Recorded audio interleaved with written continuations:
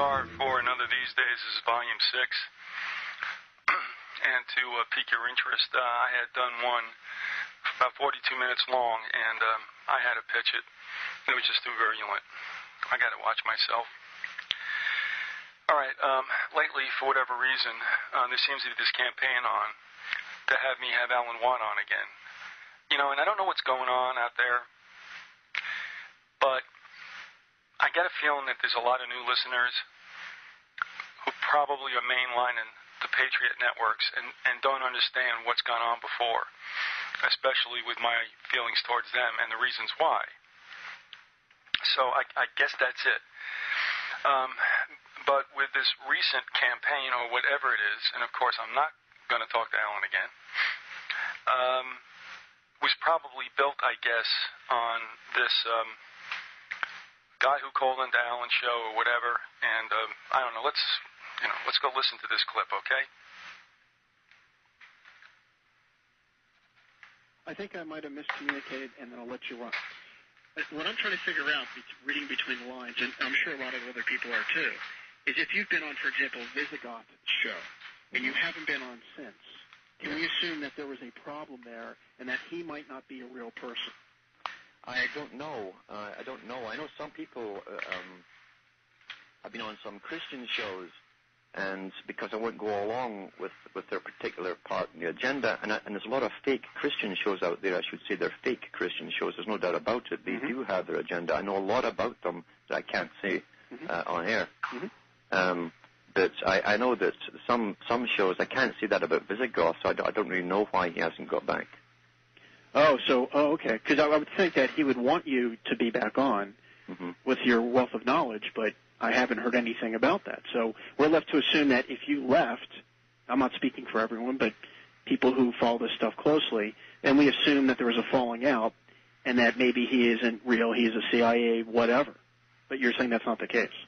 I don't know. I just never heard from him again. And I think he is a Christian. I think he also has some background with CIA or FBI or something. But I don't know the whole story.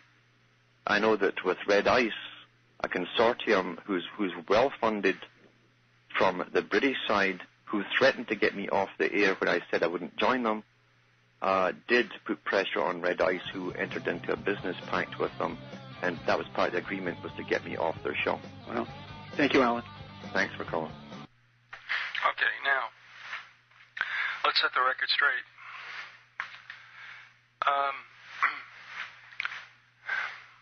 Alan has always been a gentleman. He's always comported himself well. Never stiffed me for an interview or anything like that. So let's understand that. But a couple things. One, and I said this before, and I don't want to run them down anymore. Okay? I mean, I've said it in emails, and I'm not going to write about it anymore. It actually, having to address this angers me more than anything that Watt did in my eyes.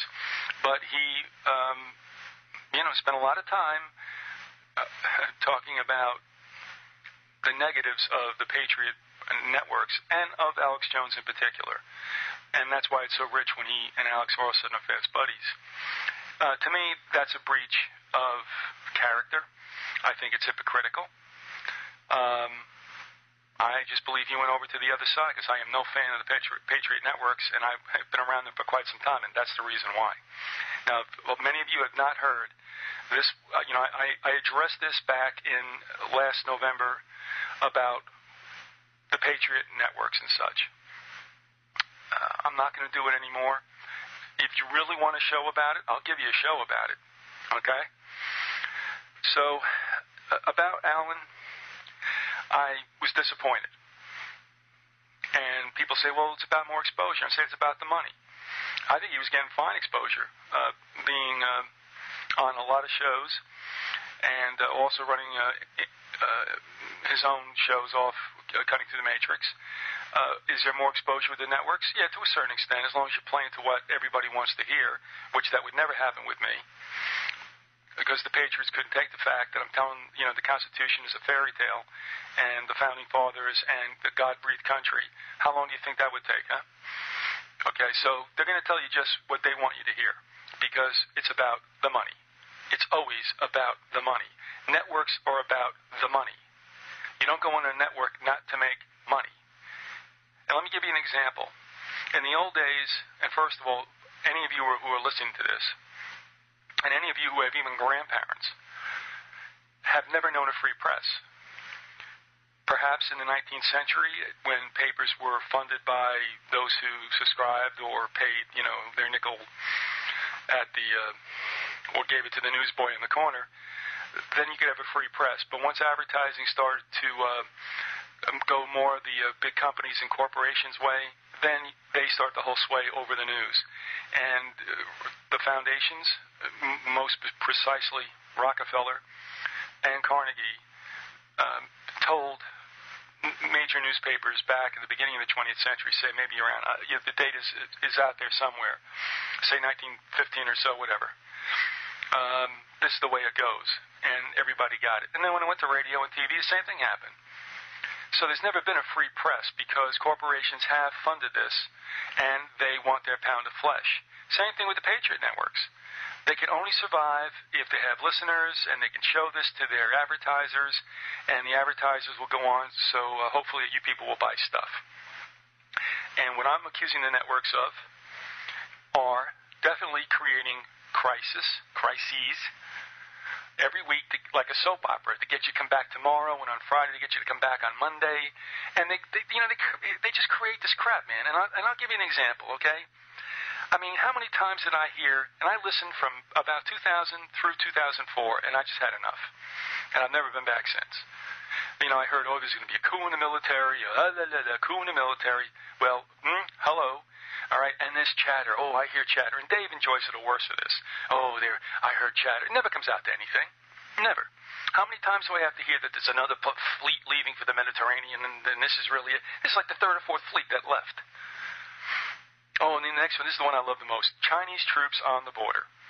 Don't you think, after all this time, if there were Chinese troops on the border, that people would be able to get down there with a telephoto and take shots of them and also fix it geographically so we knew that the Chinese troops were really in Mexico or just across the Rio Grande?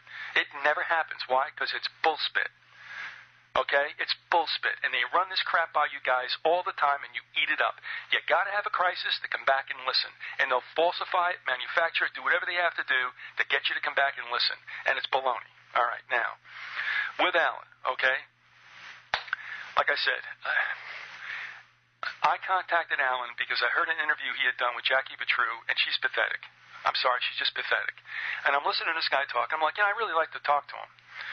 So I contacted him, and we did it. But the thing is, when I talked to Alan, it was always about something that was, I thought, different than what he was speaking to in other shows. Now, there was a time when I used to have every guest on that was on everywhere else to get credibility, okay? So I had Stanley Monteith on. I had people on who had their own shows on GCN. There was no RBN back then. And the other networks, I have no idea what they were doing anyway. So that made me, credible because I had Stanley on, or I had Petzer on, or I had someone on. But then in 2004, I got to the point where it's like, what am I doing, man? Am I running a horse race with somebody? These people are so heard or oversaturated at times. It's like, why am I having them on? Just to say I had them on? To put that in my list of guests, which I've never put up since I brought down Vyzygoth.com website. I want to talk to people who people don't hear. And that's what I look for. And I think it's most interesting because you know what? Those people are really very good guests. They're very accommodating, and they have a hunger. The other ones, man, they just do it because it's like, yawn. They're so used to doing it, and they flip out the same answer. So why do I want somebody on who's on somewhere else? And Alan has got plenty of exposure now. Why do I want Alan on? He's on, 3 times in Cutting Through the Matrix and stuff. And the other thing is, we only talked about stuff that I thought was different than he had spoken to elsewhere, and that's okay. And there came a time when that basically was coming to an end. And then when he flipped to RBN, it was like, yeah, okay, that's it. Now, a lot of you people are really mesmerized by him. He's a very glib speaker. You got to love his accent. That culture creation is a great subject. But, that... you people who listen to this stuff all the time, I don't know how you do it. People who listen to Emery, how can you listen through all these years of Islamo-fascist stuff? God, are you serious?